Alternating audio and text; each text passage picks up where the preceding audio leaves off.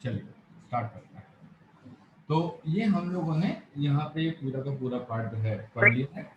हाँ बेटा बोलो, तो कुछ कह रहा है क्या?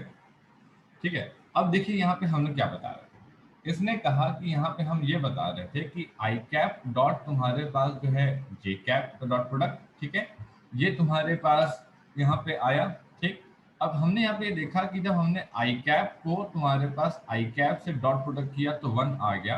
ठीक है, आई कैप को तुम्हारे पास जे कैप से किया तो 0 आ गया। और आई कैप को जब तुम्हारे पास के कैप से किया तो तुम्हारे पास 0 आ गया। इसका मतलब ये है कि जब आई कैप डॉट तुम्हारे पास आई कैप होता है, बस सुनिएगा, इसने कहा कि जब तुम्हारे पास आई कैप डॉट तुम्हारे पास जो है आई कैप होता है, ठीक है, तो ये तुम्हारे पास आ जाता है 1। ठीक, आई कैप डॉट जे कैप होता है, ये हो जाता है 0।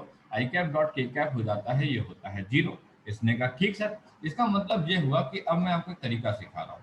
ये अपना आई कैप है, ये अपना जे कैप है, ये अपना के कैप है। ठीक है, अब समझिएगा जरा। ठीक, बहुत सिंपल सी बात सिखा रहा हूँ, एकदम आप आराम से समझ जाएंगे। आई कैप से जे कैप, आई कैप से तुम्हारे पास जे कैप, ठीक है, आएगा तुम्हारे पास क्या आएगा, तुम्हारे पास 0।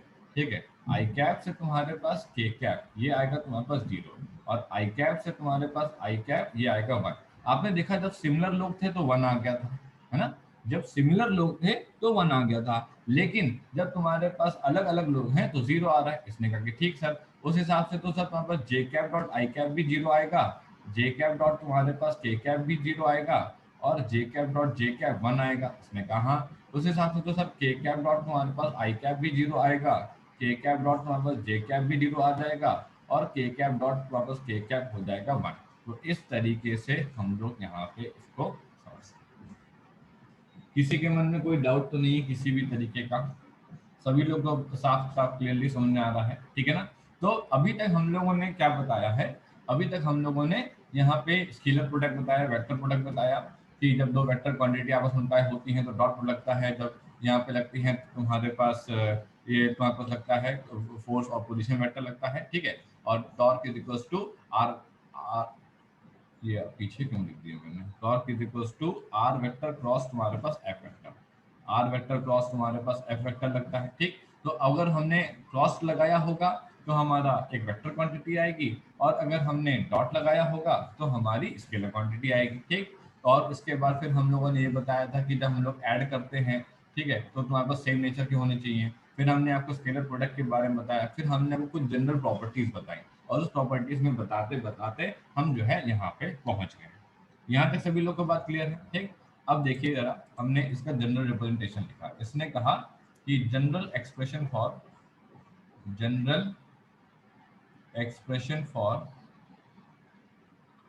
For finding the angle theta, finding the angle theta, general expression for finding the angle theta. ठीक, समझिए। अब इसने क्या बताया, इसने कहा कि लेट सपोज ए वेक्टर, कोई एक ए वेक्टर है, मुझे पता नहीं कौन सा है, मैंने ए एक्स आई कैप लिखा, ए वाई जे कैप लिखा, और ए जेड के कैप लिखा। ठीक, और तुम्हारे पास कोई एक बी वेक्टर है, तुमने कहा ठीक कोई दिक्कत नहीं। तुमने क्या लिखा, तुमने लिखा तुम्हारे पास बी एक्स आई कैप लिखा, बी वाई जे कैप लिखा, और बी जेड तुम्हारे पास जो है के कैप लिखा। ठीक, इसने कहा ठीक है कोई दिक्कत नहीं। फिर इसने क्या बोला, इसने कहा कि देखो मैं क्या चाहता हूँ कि मेरे को इनके बीच में एंगल चाहिए, तो A vector dot B vector is equals to A तुम्हारे पास वेक्टर का मॉडुलस, बी वेक्टर का मॉडुलस, और तुम्हारे पास कॉस थीटा। अब अगर मैं आपसे कहता हूँ कि मेरे को इस ए वेक्टर का मॉडुलस लिखना है, कृतिका बताओ क्या लिखा जाए इसका? मुझे इस ए वेक्टर का मॉडुलस लिखना है तो मैं क्या लिखूँ इसके लिए, बताओ। अगर मुझे इस ए वेक्टर का मॉडुलस लिखना है तो क्या लिखा जाए, बताओ क्या लगता है तुमको, क्या लिखना चाहिए हम लोग को इसमें? और कोई बताएगा? अर्पित तुम बताओ, ए वेक्टर का बेटा मॉडुलस लिखना लिखना हो मेरे को, मैं क्या लिखूं ए वेक्टर का मॉडुलस? कुछ भी तुमको आता है तुम बताओ। Sir A vector into B vector into sec theta upon modulus of B vector. A vector का मॉडुलस, अरे हम ऐसे पूछ रहे थे, ये वाला सिंपल वाला, ए एक्स का होल स्क्वायर प्लस ए वाई का होल स्क्वायर प्लस तुम्हारे पास AZ का होल स्क्वायर, ये पूछ रहे थे। आया, यही तो सिखाया हमने। जब A vector equals to AX I cap AY J cap AZ K cap होता है तो इसका कोएफिशिएंट उठा लिया करो सर, है ना, इसका कोएफिशिएंट उठा लिया करो, इसका कोएफिशिएंट उठा लिया करो, इसका कोएफिशिएंट उठा तो लिया जो करो। आपने फॉर्मूला लिखा है ए हाँ vector into B vector is हाँ, equal to modulus of A और बी से उससे नहीं निकाल सकते? नहीं उससे भी निकाल सकते हो, उससे भी निकाल सकते हो, हम मना नहीं किए, लेकिन हम भी हम तुमसे सिर्फ इतना पूछ रहे थे कि अगर मैं किसी एक ए वेक्टर को, मतलब कि मैं किसी ए को वेक्टर के फॉर्म में अगर लिखूंगा, आई cap J cap K cap के फॉर्म में लिखूंगा, तो तुम मुझे कैसे वैल्यू निकाल करके दोगे। मुझे समय बी नहीं पता बेटा, मुझे समय थीटा नहीं पता, मैं समय डॉट प्रोडक्ट के बारे में कुछ नहीं जानता। जब मैं तुमसे ये पूछ रहा हूँ तो मैं ना तो थीटा जानता हूँ, ना तो बी जानता हूँ, ना तो डॉट प्रोडक्ट जानता हूँ। मैं सिर्फ और सिर्फ ए वेक्टर का मॉडल जानना चाह रहा हूँ, तो वो मैं ऐसे निकालूंगा। ठीक है, चल। अब अगर हम लोग बात करते हैं कि भाई बी वेक्टर का मॉडल्स लिखना है, तो बी वेक्टर का मॉडल्स कैसे लिखेंगे, इसे लिखेंगे बी एक्स का स्क्वायर, तुम्हारे पास बी वाई का स्क्वायर, तुम्हारे पास बी जेड का स्क्वायर, और ये हो जाएगा तुम्हारे पास क्या, ये हो जाएगा तुम्हारे पास मॉडल्स। ठीक, अब इसने क्या बोला, इसने कहा कि अपन लोग चाहते थे निकालना। अब अगर मैं आपके सामने लिखता हूँ ए एक्स तुम्हारे पास आई कैप, ए वाई तुम्हारे पास जे कैप, और ए जेड तुम्हारे पास के कैप। ठीक है, ये मैं आखिरी बार करके दिखा रहा हूँ, मुझे इसको दोबारा नहीं करके दिखाना पड़ेगा आपको, क्योंकि आप इसके बाद आपको सीख जाओगे। ठीक है, बी जेड तुम्हारे पास के कैप, और यहाँ पे मैंने लिखा तुम्हारे पास ए एक्स का स्क्वायर, ए वाई का स्क्वायर, ए जेड का स्क्वायर। ठीक है, और ये तुम्हारे पास अंडर रूट। ठीक, और सिमिलरली मैंने यहाँ पे लिखा तुम्हारे पास बी एक्स का स्क्वायर, बी वाई का स्क्वायर, और बी जेड का स्क्वायर। ठीक है, इसका अंडर रूट, और तुम्हारे पास यहाँ पे लिख दिया मैंने कॉस थीटा। ठीक, अब अगर मैं आपसे कहता हूँ कि डॉट प्रोडक्ट करना है बेटा तुमको, तो एक बार तुम इसको इससे करोगे, एक बार तुम इसको इससे करोगे, एक बार तुम इसको इससे करोगे, ये तो करोगे ना। ऐसे कितने टर्म आएंगे, ऐसे आएंगे टोटल 9 टर्म्स, है ना, कितने आएंगे 9 टर्म। तो पहला क्या लिखा जाएगा, ए एक्स बी एक्स तुम्हारे पास आई कैप डॉट तुम्हारे पास आई कैप, फिर क्या आएगा ए एक्स तुम्हारे पास बी वाई आई कैप डॉट तुम्हारे पास जे कैप, फिर क्या आएगा ए एक्स तुम्हारे पास B Z I cap dot तुम्हारे पास के कैप। ठीक, ये आएंगे सारे के सारे, तुम कहोगे हाँ ठीक है। सिमिलरली तुम्हारे पास ए वाई बी एक्स, ठीक है, ए वाई तुम्हारे पास बी वाई, और ए वाई तुम्हारे पास बी जेड। यहाँ पे क्या आ जाएगा, यहाँ पे आएगा जे कैप डॉट तुम्हारे पास क्या, जे कैप डॉट तुम्हारे पास आई कैप, यहाँ पे आएगा जे कैप डॉट तुम्हारे पास जे कैप, यहाँ पे आएगा जे कैप डॉट तुम्हारे पास के कैप। सिमिलरली तुम्हारे पास आ जाएगा ए जेड बी एक्स तुम्हारे पास के कैप डॉट तुम्हारे पास आई कैप, ए जेड बी वाई तुम्हारे पास के कैप डॉट तुम्हारे पास जे कैप, और तुम्हारे पास ए जेड बी जेड तुम्हारे पास के कैप डॉट तुम्हारे पास के कैप। बताओ इसमें से कितने लोग को मार दिया जाए, बताओ क्या लगता है, मार दे कि ना मार देने वाले, कुछ लोग को, कुछ लोगों को तो मार दिया जाए। इतने सारे लोग क्या करेंगे नो रख करके, देखो ना, अपन लोग जानते हैं कि सेम वाले लोग 1 देते हैं, ठीक है, बाकी लोग क्या देते हैं, 0 देते हैं। हमने क्या किया, सेम वालों को रखा, बाकी लोग को उड़ा दिया।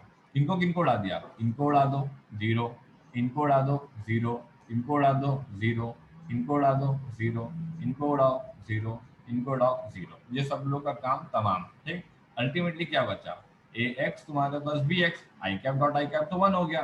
ठीक, ए वाई तुम्हारे पास बी वाई, ठीक, ए जेड तुम्हारे पास B Z upon under root of तुम्हारे पास ए एक्स स्क्वायर प्लस तुम्हारे पास ए वाई स्क्वायर प्लस तुम्हारे पास ए जेड स्क्वायर। ठीक, तुम्हारे पास कितना, बी एक्स स्क्वायर तुम्हारे पास बी वाई स्क्वायर तुम्हारे पास बी जेड स्क्वायर। ये जो आंसर आएगा, ये आंसर होगा तुम्हारे पास किसका, कॉस थीटा का आंसर होगा। और जहाँ पे जो वैल्यू आएगी, जैसे मान लो √3/2 आ गई, 1/2 आ गई, 1/√2 आ गई, जैसे मान लो उसकी वैल्यू 1/√2 आ गई, तो तुम यहाँ पे लिखा cos थीटा, ये कितना होता है, ये होता है cos 45, ये होता है बस cos थीटा, और थीटा की वैल्यू कितनी हो जाएगी, थीटा की वैल्यू हो जाएगी कितनी, 45।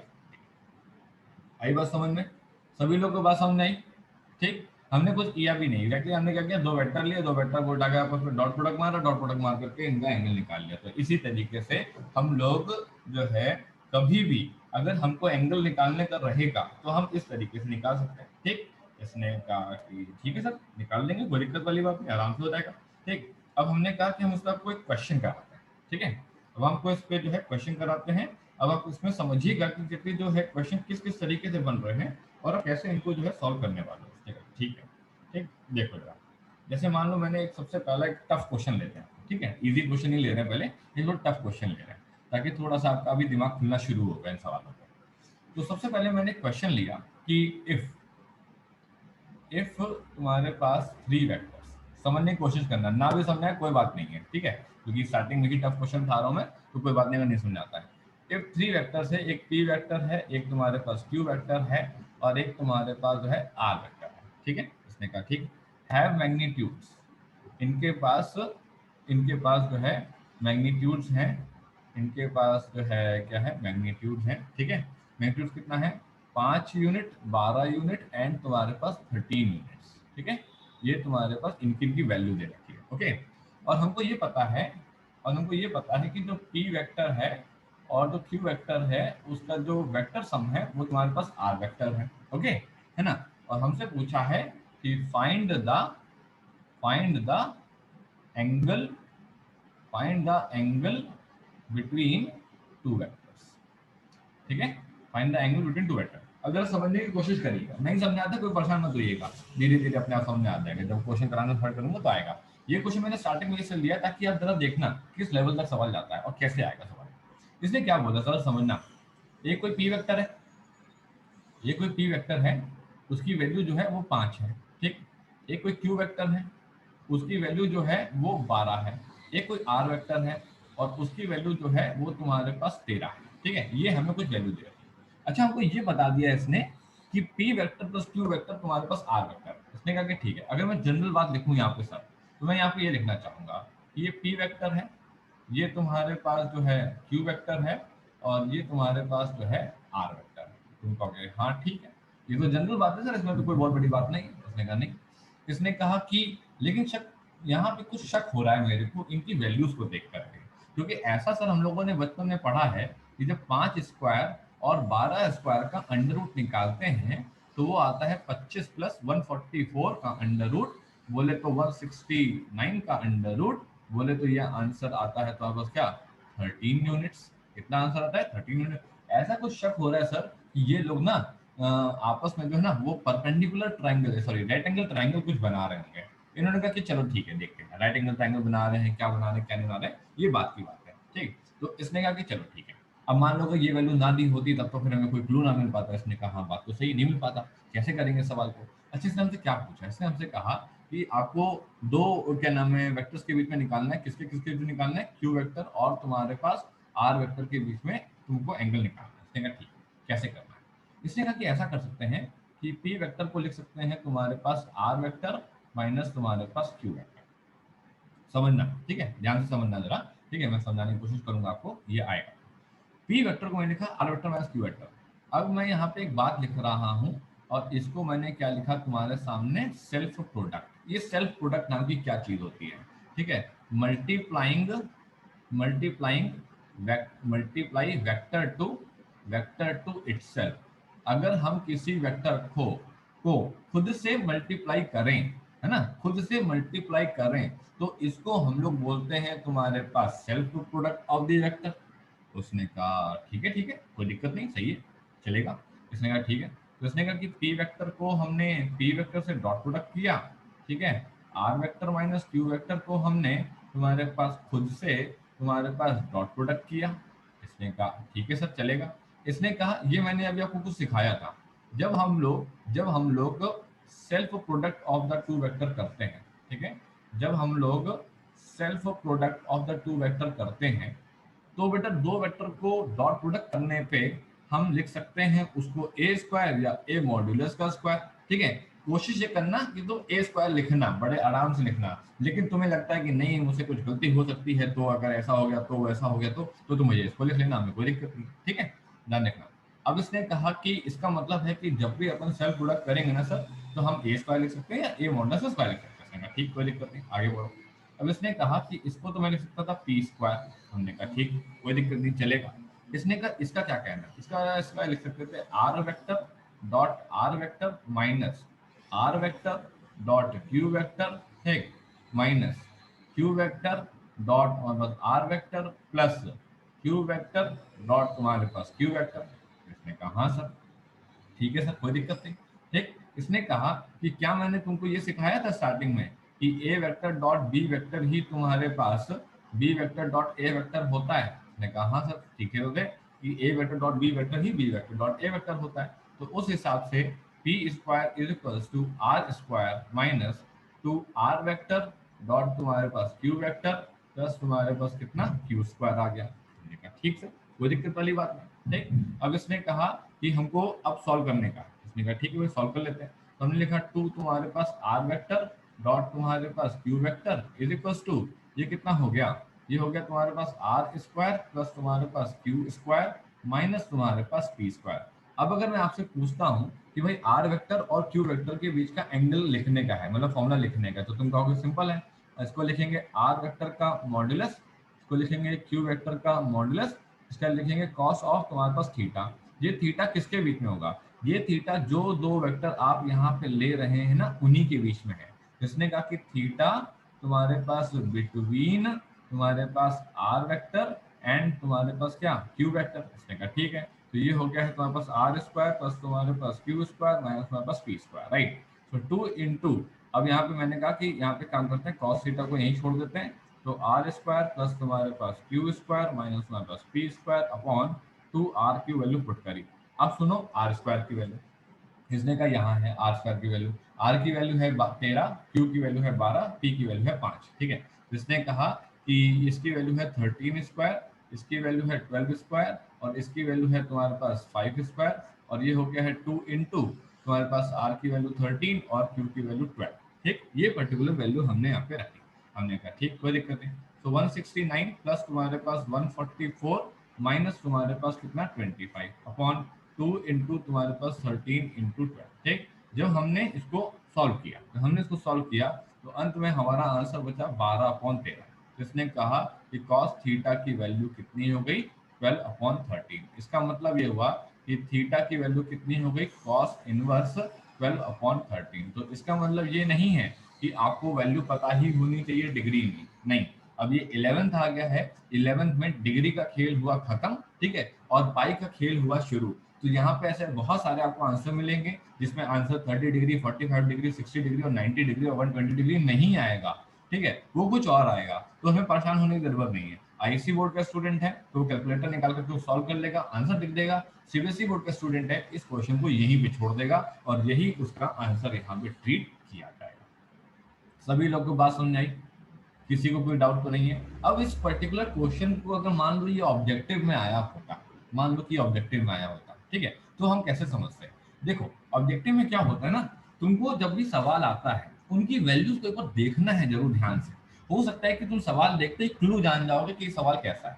जब मैंने यहाँ पे वैल्यू 5, 12 और 13 को देखा तो मुझे कुछ शक हुआ, यार ये चीज हम लोग पढ़ करके आए हैं बचपन में कि जो 13 होता है वो 5 स्क्वायर प्लस 12 स्क्वायर का अंडर रूट होता है। तो कुछ ऐसा लग रहा था सर कि सीन कुछ ऐसा बना होगा कि ये तुम्हारे पास पी वेक्टर रहा होगा, और ये तुम्हारे पास जो है, ये तुम्हारे पास जो है, ये सर यहाँ पे जो है ना, यहाँ पे सर ये क्यू वेक्टर रहा होगा, और सर ऐसा महसूस हो रहा है कि ये तुम्हारे पास जो है आर वेक्टर रहा होगा। इसका मतलब ये हुआ कि अगर मैं यहाँ पे एक ट्राइंगल के फॉर्म में बात करूँ, ठीक है, अगर मैं यहाँ पे एक राइट एंगल ट्राइंगल के फॉर्म में बात करूँ तो मैं क्या कह सकता हूँ, यहाँ पे मैं ये कह सकता हूँ कि सर ऐसा मालूम पड़ रहा है कि इसकी वैल्यू 5 है, इसकी वैल्यू 12 है और इसकी वैल्यू फिर 13 आ जाएगी, ठीक है। अब इसने हमसे एंगल पूछा था क्यू और आर के बीच में, ठीक है, तो देखा जाए तो क्यू वेक्टर तुम्हारे पास ये है ना और आर वेक्टर तुम्हारे पास ये। इसने हमसे ये वाला एंगल पूछ लिया था, इसने कहा ठीक है, लेट्स सपोज ये वाला एंगल बीटा है। अगर मैं कॉस बीटा लिखता तो आंसर क्या आता, बेस अपॉन तुम्हारे पास हाइपोटेन्यूज।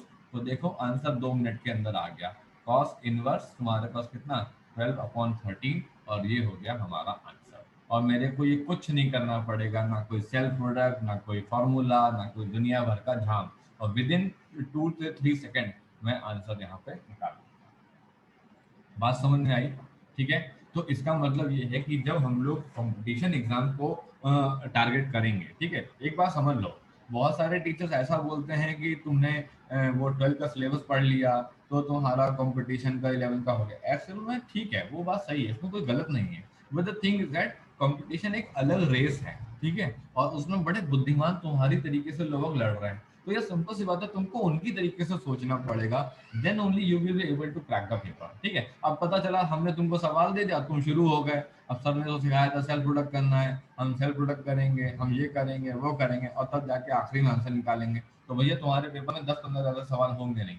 आई बस हमने, ठीक है, तो तुमको एक अप्रोच डेवलप करनी पड़ेगी। तुमको ये सब छोटी छोटी चीजें जो है ना, ये सब छोटी छोटी चीजें तो तुमने अपनी छोटी छोटी क्लासेस में पढ़ी हैं, ये तुमको अपने दिमाग में रखनी होंगी कि 13 जो है वो 5 स्क्वायर प्लस 12 स्क्वायर होता है। जैसे ही वैल्यू आएगी तुम तुरंत क्लिक कर लोगे। अब मान लो किसी बच्चे को मैंने ऐसा बोला होता कि सर पी की वैल्यू बेटा तुम ले लो 6, ठीक है, क्यू की वैल्यू तुम ले लो बेटा तुम्हारे पास 8, और आर की वैल्यू तुम बेटा ले लो 10, मुझे बताओ क्या होगा आंसर?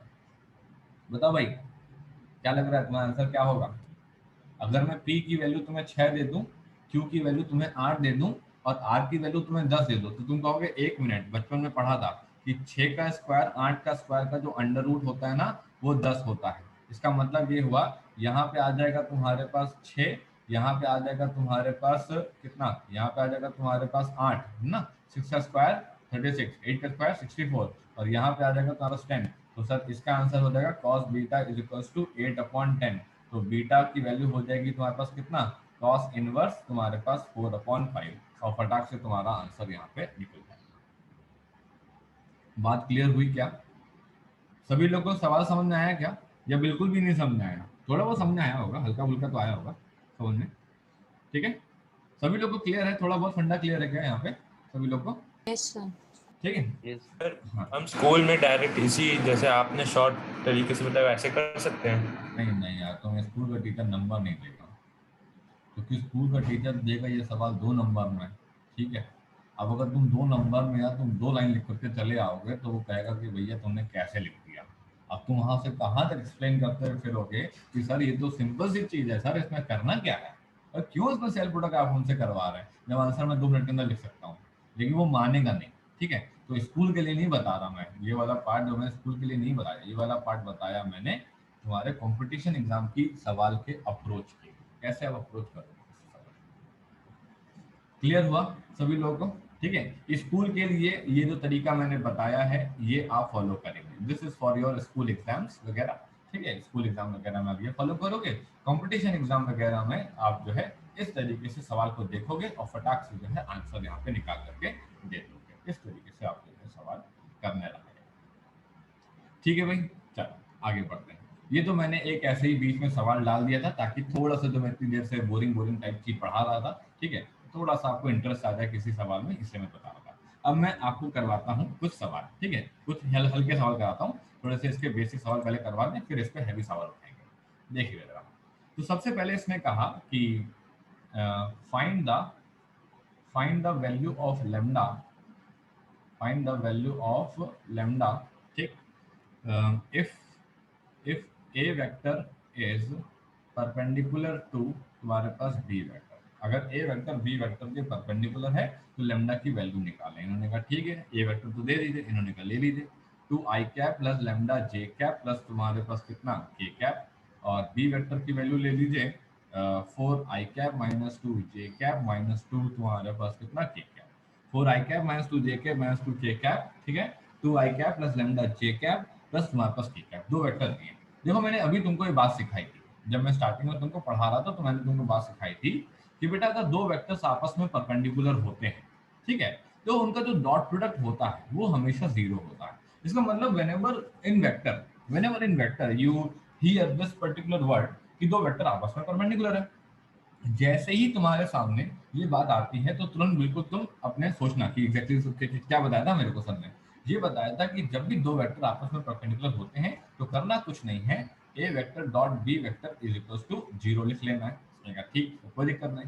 अब इसने कहा कि 2i कैप प्लस तुम्हारे पास लेमडा जे कैप प्लस तुम्हारे पास के कैप का डॉट प्रोडक्ट किया जाए, 4i cap minus 2j cap minus 2k cap is equals to 0। ठीक, अब तुम तो यहाँ पे बड़े आराम से निकाल दोगे, फटाक से निकाल दोगे, मुझसे भी निकाल दोगे। आई कैप और आई कैप वाला देखोगे और किसी को तो देखोगे नहीं, तो 2 इंटू लिखोगे 4, ठीक, प्लस यहाँ पे जे का लेमडा, यहाँ पे जे का -2 लिखोगे, लेमडा इंटू -2, ठीक है, यहाँ पे के का 1 और यहाँ पे के का -2, यहाँ लिख दोगे 0, 4 2 जा 8 -2 लेमडा -2 इज इक्वल टू 0।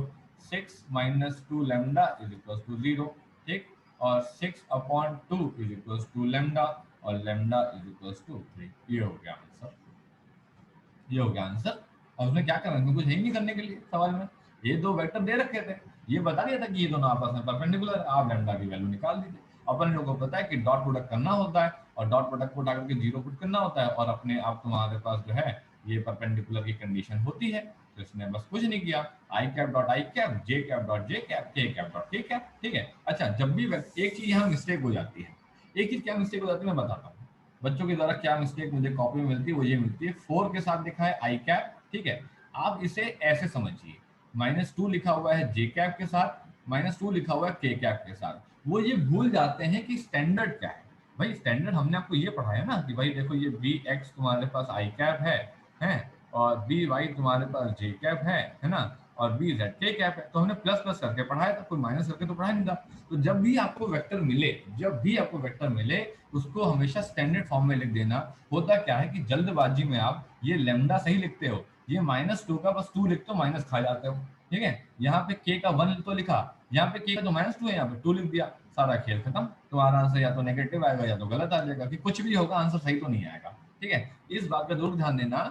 आपको ये जो माइनस साइन लिखे होते हैं, इनका खासा ध्यान रखना है कि जब आप इनको सॉल्व करेंगे तो अब जे का कोएफिशिएंट क्या है, जे का कोएफिशिएंट -2 है, यहाँ पे क्या है -2 है, ठीक है। यहाँ पे क्या है, यहाँ पे 4 है, तो 4 -2 और -2 है। गलती से माइनस साइन छूटा, सवाल गलत होगा, इस बात का ध्यान रखिएगा। क्लियर है बात, कोई डाउट तो नहीं है किसी भी तरीके का। एक और इजी सा सवाल देखते हैं, अगर हम लोग बेसिक सवाल देखते हैं। इसने कहा, एक और सवाल दिखाइए सर, देखिए एक सवाल।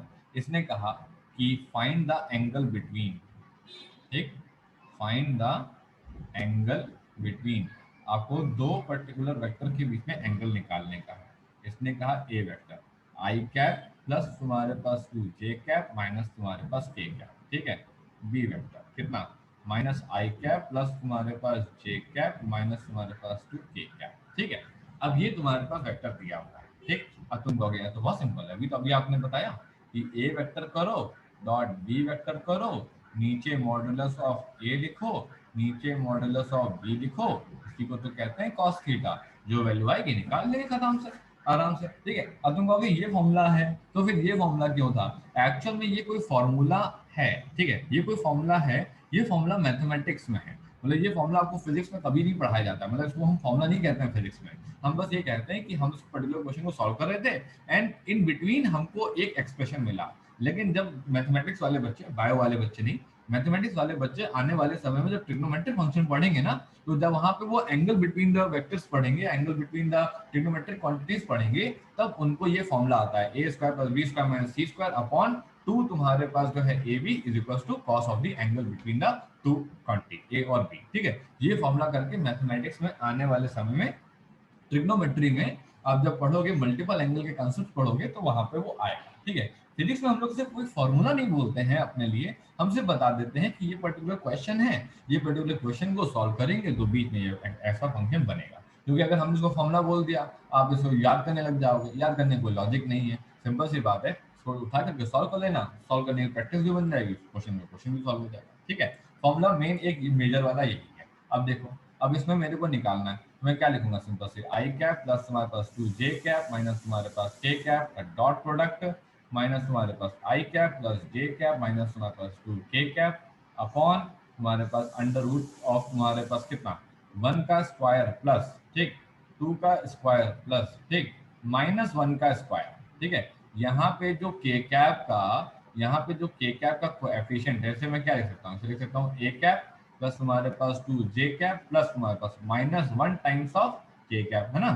सेम तरीके से -1 टाइम्स ऑफ आई कैप, ठीक है, 1 times of J cap -2 times of के कैप। माइनस साइन को मत भूलिएगा, यही वो क्या नाम है गलतियां हैं जो टेस्ट कॉपीज में, एग्जाम कॉपीज में आपकी मिलती हैं, फिर आप कहते ले इतनी छोटी गलती करती है, तो गलती करी तो तुम ही ने ना, ठीक है, तो ध्यान रखना।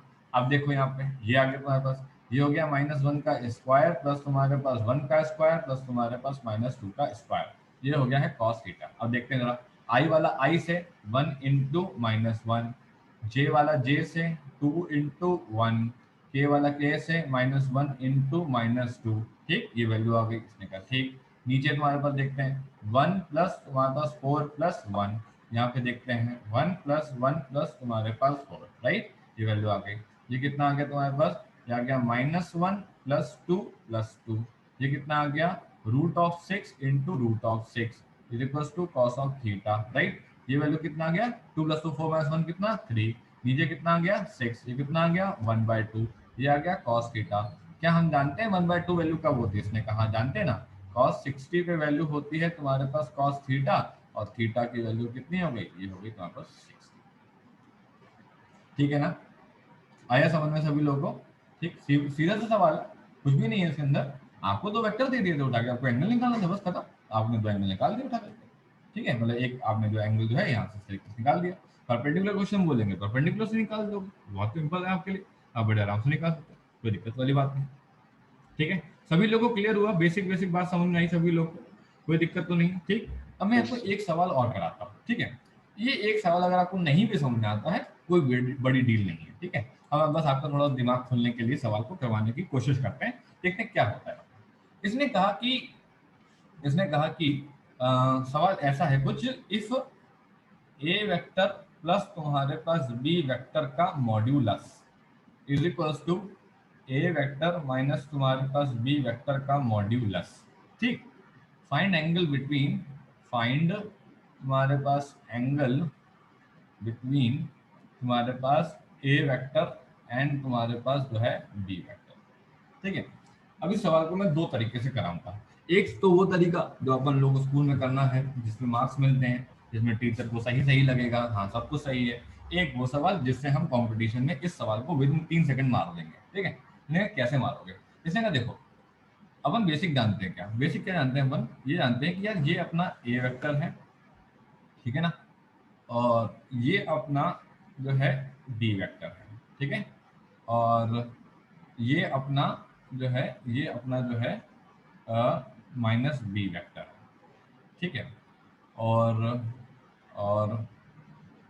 ये अपना यहाँ पे, ये अपना जो है यहाँ पे, ये तुम्हारे पास आर वेक्टर है, क्योंकि हम ए वेक्टर प्लस तुम्हारे पास बी वेक्टर लिख सकते हैं, है ना। और ये अपना तुम्हारे पास जो है ये वाला वेक्टर, ये वाला जो वेक्टर है, ये अपना आर वेक्टर है, जिसे हम जो है, इसे आप R2 लिख लो थोड़ी देर के लिए, इसे आप R1 लिख लो। ये अपना ए वेक्टर है, और माइनस तुम्हारे पास इसे हम बी वेक्टर लिख सकते हैं। इसमें आपको कोई दुविधा नहीं होगी। ठीक है, अब अगर मैं आपसे पूछता हूँ एक सवाल कि बेटा अगर ऐसा समझो कि मैंने, अगर ये तुम्हारे पास डायग्राम, ठीक, और ये तुम्हारे पास जो है डायग्राम, ये ऐसे वाला, ये यहाँ पे, हाँ, ऐसे, ठीक है, ये डायग्राम मैंने कुछ इस तरीके से तुमको बना के दिया होता, ठीक है, ये ऐसे दिया होता। ठीक है, मैं अभी कुछ बात नहीं कर रहा हूँ, एक सिंपल सी जनरल सी बात आपसे कर रहा हूँ, क्वेश्चन वोश्चन देखते हैं बाद में। ठीक है, अगर मैं तुमसे कहता कि यार मैं तुमको ये दे रहा हूँ, ठीक है, मैं अगर इसे ए वेक्टर बोलूँ, इसे बी वेक्टर बोलूँ, इसे माइनस बी वेक्टर बोलूँ, इसे ए वेक्टर प्लस बी वेक्टर बोलूँ, ठीक है, इसे ए वेक्टर माइनस बी वेक्टर बोलूँ, तुम यहाँ पे क्या ये कह सकते हो, क्या तुम यहाँ पे ये कह सकते हो कि R1 वेक्टर तुम्हारे पास R2 वेक्टर के बराबर है? बताओ भाई, क्या लगता है इस Yes, डायग्राम sir. में, इस डायग्राम में हो सकता है ना? तुम कहोगे हाँ हो सकता है ना, बिल्कुल साफ दिख रहा है। आपने एक ए लिया, फिर आपने एक ऊपर बी लिया, और एक नीचे बी लिया, नीचे बी मतलब नेगेटिव ऑफ बी लिया। अगर ये कोई 2 है ना, ये कोई तुम्हारे पास 3 है, ठीक है, तो सिंपल सी बात है, R1 की वैल्यू भी तुम्हारे पास √11 होगी, और R2 की वैल्यू भी √11 होगी। इसका मतलब ये हुआ, अगर मैं तुमसे कहता हूँ कि मैं तुम्हारे सामने R1 की जगह ए वेक्टर प्लस बी वेक्टर का मॉडुलस लिखूंगा, तो तुम्हें कोई आपत्ति? तुम कहोगे नहीं, कोई बात नहीं, लिख दो, अच्छी बात है। मैं तुमसे कहूंगा कि R2 वेक्टर की जगह मैं ए वेक्टर माइनस बी वेक्टर का मैग्नीट्यूड लिखूं, तुम्हें कोई आपत्ति? तुम कहोगे नहीं। तो आंसर क्या हुआ? आंसर हुआ theta is equal to 90 degree. ये रहा तुम्हारे पास आंसर, खत्म सवाल खत्म, कुछ नहीं करना इसके अंदर। अब मैं इसके अंदर कुछ भी नहीं करूंगा। कैसे नहीं करोगे? क्योंकि देखो, इसने कहा था कि A vector plus B vector, A vector minus B vector जो है वो आपस में मैग्नीट्यूड इनके बराबर है। तो ये है कौन? ये भाई साहब तो R1 वेक्टर है, ये भाई साहब तो तुम्हारे पास R2 वेक्टर है। अगर इन दोनों वेक्टरों का मॉडुलस आपस में बराबर होना है तो क्या ये डायग्राम कभी जिंदगी में बन सकता है? नहीं, ये डायग्राम कभी जिंदगी में बन ही नहीं सकता। डायग्राम कौन सा बनेगा? ये वाला बनेगा, है कि नहीं? ये डायग्राम तुमने जैसे ही बनाया तुम्हारा दिमाग तुरंत काम करेगा। देखो भाई ये ए वेक्टर और देखो भाई ये तुम्हारे पास कौन सा बी वेक्टर। ए वेक्टर और बी वेक्टर के बीच में एंगल 90 होगा तभी R1 R2 के बराबर होगा, मतलब answer theta is equal to 90 degree आ गया। ठीक, ये काम करने में कंपटीशन एग्जाम के हॉल में बैठ करके तुमको 3 से 4 सेकंड लगेंगे बस। ठीक, और तुमको कुछ भी नहीं करना पड़ेगा। अब देखो, अब हमें स्कूल के टीचर को कैसे दिखाना है इस क्वेश्चन को। अब स्कूल के टीचर को कैसे दिखाया जाए समझते हैं ना। इसने कहा कि हमको दे रखा है कि ए वेक्टर प्लस तुम्हारे पास बी वेक्टर का मॉडुलस, ठीक है, और ए वेक्टर माइनस तुम्हारे पास बी वेक्टर का मॉडुलस, ठीक है। मैंने कहा मैं एसबीएस करना चाहूंगा। एसबीएस का मतलब होता है स्क्वायरिंग क्वेश्चन। इसने कहा ठीक है, A vector plus B vector के मॉडुलस का तुम्हारे पास होल स्क्वायर और ए वेक्टर माइनस तुम्हारे पास बी वेक्टर के मॉडुलस का तुम्हारे पास होल स्क्वायर। हमने तुमको सिखाया था, हमने तुम्हें क्या सिखाया था? हमने तुमको ये सिखाया था ऊपर यहाँ पे कि जब जब तुम दो वेक्टर का सेल्फ प्रोडक्ट करते हो तुम उसे ए स्क्वायर लिख सकते हो, तुम उसे मॉडुलस का ए स्क्वायर लिख सकते हो। तुम कहोगे हाँ सिखाया तो था। तो हमने कहा कि ठीक है फिर अप्लाई करो, सिखाया था। ठीक, तो तुम कहोगे क्या अप्लाई करें? तुम कहोगे कि देखो अभी तो ये सिखाया ना कि जब हम क्या नाम है कोई एक एम वेक्टर डॉट तुम्हारे पास एम वेक्टर लिखते हैं तो हम इसे एम स्क्वायर लिख सकते हैं या फिर हम इसे एम वेक्टर का मॉडुलस का स्क्वायर लिख सकते हैं। तो उसी हिसाब से तुम ये लिख दो ए वेक्टर प्लस बी वेक्टर, ठीक है, डॉट ए वेक्टर प्लस तुम्हारे पास बी वेक्टर, ठीक है, इसे लिख दो ए वेक्टर माइनस तुम्हारे पास B vector dot A vector minus तुम्हारे पास ए वेक्टर तुम्हारे पास माइनस बी वेक्टर। एक तरीके से सेल्फ प्रोडक्ट का उल्टा चल रहे हैं हम लोग, ठीक है। सीधा उल्टा सब पता होना चाहिए किसी भी सवाल को हल करने के लिए। ये नहीं कि सीधा सीधा पता है उल्टा पता ही नहीं है। सब कुछ पता करो तभी तुमसे सवाल निकलेगा। ठीक, अब देखो, अब मैं तुमसे यहाँ पे जनरल बात करता हूँ। तो हमने क्या कहा? हमने कहा A vector dot A vector plus तुम्हारे पास A vector dot B vector plus B vector dot A vector plus B vector dot तुम्हारे पास बी वेक्टर, ठीक है ना, एलएचएस। अब यहाँ पे देखो A vector dot A vector minus A vector dot B vector minus B vector dot A vector minus sorry plus B vector dot B vector. ठीक, तुम कहोगे हाँ ठीक है। इसको क्या लिख दोगे? A square. इसे क्या लिख दोगे? A vector dot B vector B vector dot A vector, दोनों बराबर है ना। A vector dot B vector ही तुम्हारे पास B vector dot A vector है ना, इसमें कोई डाउट नहीं है। तुम कहोगे नहीं, तो टू ए वेक्टर डॉट तुम्हारे पास बी वेक्टर, ये कितना बी स्क्वायर, ये कितना ए स्क्वायर, ये कितना two A vector dot B vector, ये कितना बी स्क्वायर। इनका इन्होंने काम तमाम किया, इनका इन्होंने काम तमाम किया। तुम कहोगे ठीक है। ये तुम्हारे पास लिखा two A vector dot B vector और ये इधर आ गए टू ए वेक्टर डॉट तुम्हारे पास B vector is equal to 0। 4a vector dot B vector is equal to 0, ठीक है। a vector dot B vector is equal to 0। जब दो वेक्टर का डॉट प्रोडक्ट 0 होता है तो वो कैसे होते हैं? वो आपस में परपेंडिकुलर होते हैं। Theta is equal to 90, hence proof. आया समझ में सभी लोग को? थोड़ी थोड़ी बात समझ में आई होगी, पूरी बात नहीं समझ में आई होगी, मानते हैं, कोई बड़ी बात नहीं, आगे धीरे धीरे आएगा। सवाल जब करोगे दिमाग खुलेगा तभी आएगा, ऐसे नहीं आएगा। ठीक है, थोड़ा सा प्रैक्टिस होगी अपने आप सवाल आते जाएंगे। क्लियर है भाई सभी लोग को? चलो मिलते हैं, परसों मिलते हैं, ठीक है।